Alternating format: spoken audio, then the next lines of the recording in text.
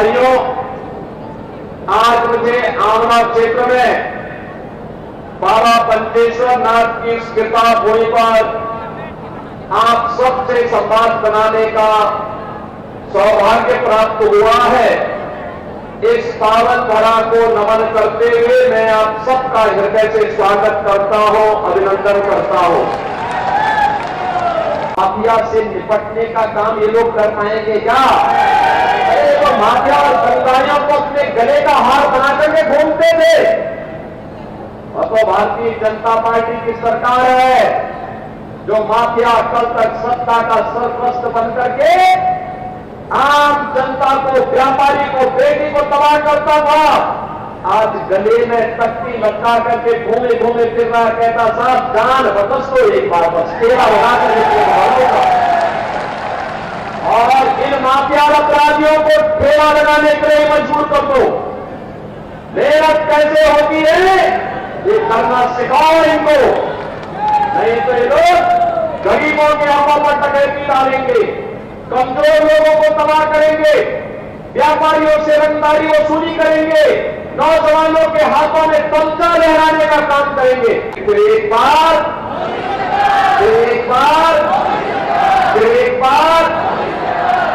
मोदी सरकार। और आप पूछिए ये सपा, बसपा, कांग्रेस के प्रत्याशियों से प्रश्न पूछिए, ये प्रश्न इसलिए पूछिए और उनसे बोलिए कि कांग्रेस, सपा, बसपा को देश के अंदर कांग्रेस को लगभग 60 से 65 वर्षों तक शासन करने का अवसर प्राप्त हुआ था। समाजवादी पार्टी, बहुजन समाजवादी पार्टी को प्रदेश के अंदर 3-4 बार सत्ता में आने का अवसर प्राप्त हुआ था। इन्होंने प्रदेश और देश के सामने क्या समस्याएं खड़ी की थी, और इसीलिए मैं आपसे पूछता हूं कि देश के सामने पहचान का संकट करने का दोषी कौन है? देश के सामने सुरक्षा का संकट पैदा करने वाले कौन दोषी हैं?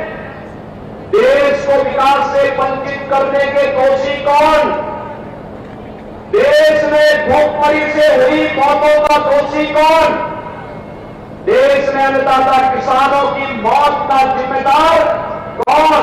जो आत्महत्या कांग्रेस की सरकार में अन्नदाता किसान करता था, इसका दोषी कौन है? सपा, बसपा, कांग्रेस की सरकार में तुष्टीकरण की नीति, घातक नीति के कारण हुए दंगे, निर्दोष लोगों की मौतें और व्यापारियों को हुए नुकसान का दोषी कौन? भ्रष्टाचार की भीषण समस्या के कारण भारत का विकास जो बाधित हुआ, इसका दोषी कौन?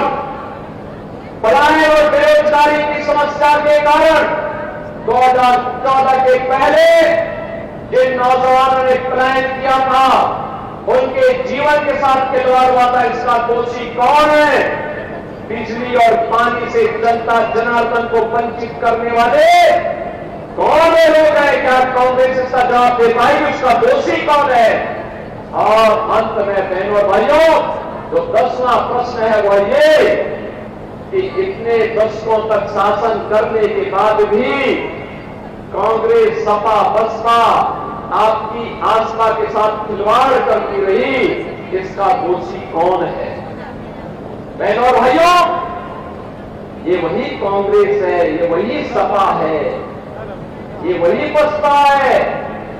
जब सत्ता में आए थे तब कहते थे, कांग्रेस के लोग कहते थे राम हुए ही नहीं, समाजवादी पार्टी के लोग कहते थे कि अयोध्या में परिंदा भी पर नहीं मर सकता।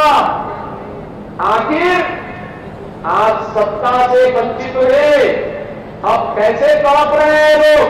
जैसे बिन पानी मछली तड़पती है, क्योंकि अगर सत्ता के लोग रह नहीं सकते।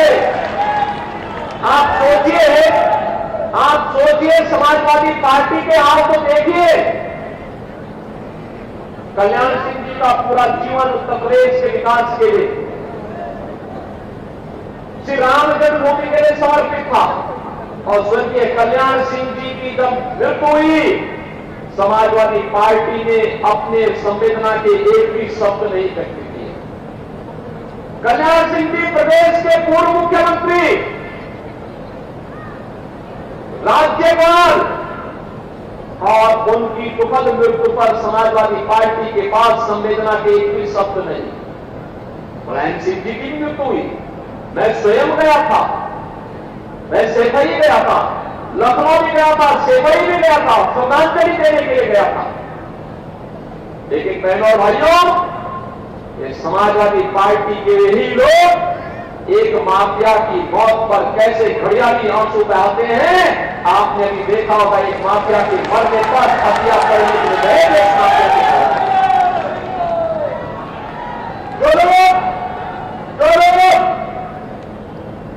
हिंदुओं के मरने पर संवेदना न व्यक्त कर सकते हो और माफिया के मरने पर फतिया पढ़ते हो, क्या उनको सत्ता में आने का अधिकार है? क्या उनको सत्ता में आने का अधिकार है? क्या ये लोग जाति का सहारा लेंगे